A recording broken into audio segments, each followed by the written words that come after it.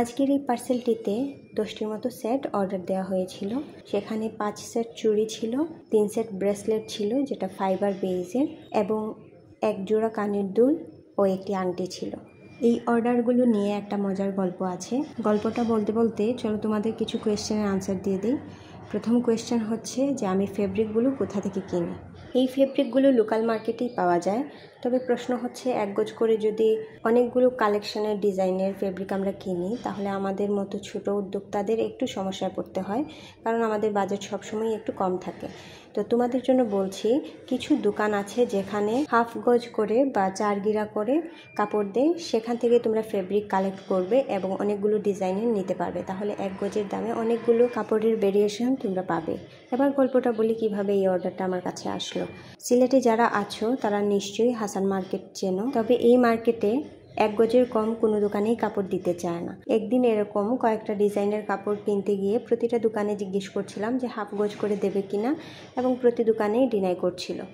একটা দোকানে গিয়ে উনি বলছিলেন যে হাফ গজ করে তো আপু কিছুই হবে না, হাফ গজ দিয়ে না তো আপনি একটা জামা বানাতে পারবেন, না তো একটা ব্লাউজ বানাতে পারবেন, তাহলে হাফ গজ করে কেন নিতে চাইছেন?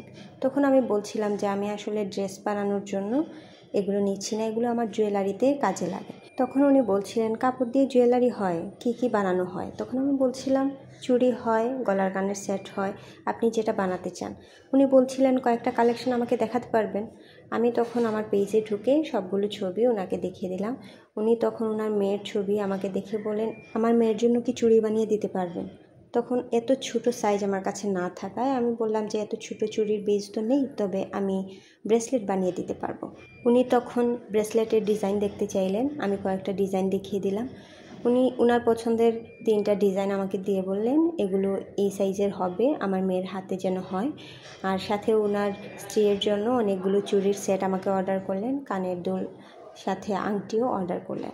ব্রেসলেটের ফাইবার বেসগুলোর ছবি দেওয়ার পর এবং ভিডিও দেওয়ার পর তোমরা জিজ্ঞেস করেছিলে যে এগুলো অ্যাকচুয়ালি কেউ নেয় কিনা।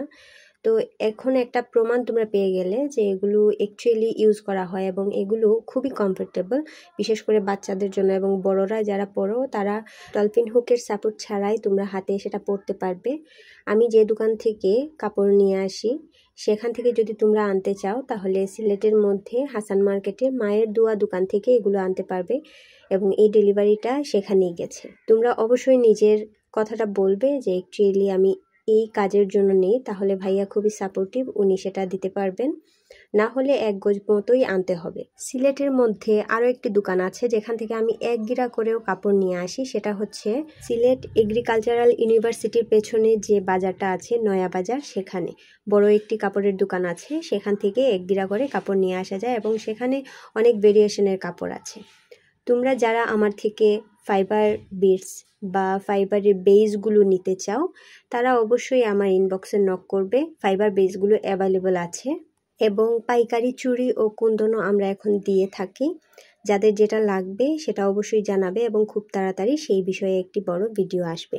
তোমরা অবশ্যই আমার পেজে চোখ রাখবে। এতক্ষণ ধরে ভিডিওটি দেখার জন্য অনেক অনেক ধন্যবাদ। সবাই ভালো থেকো।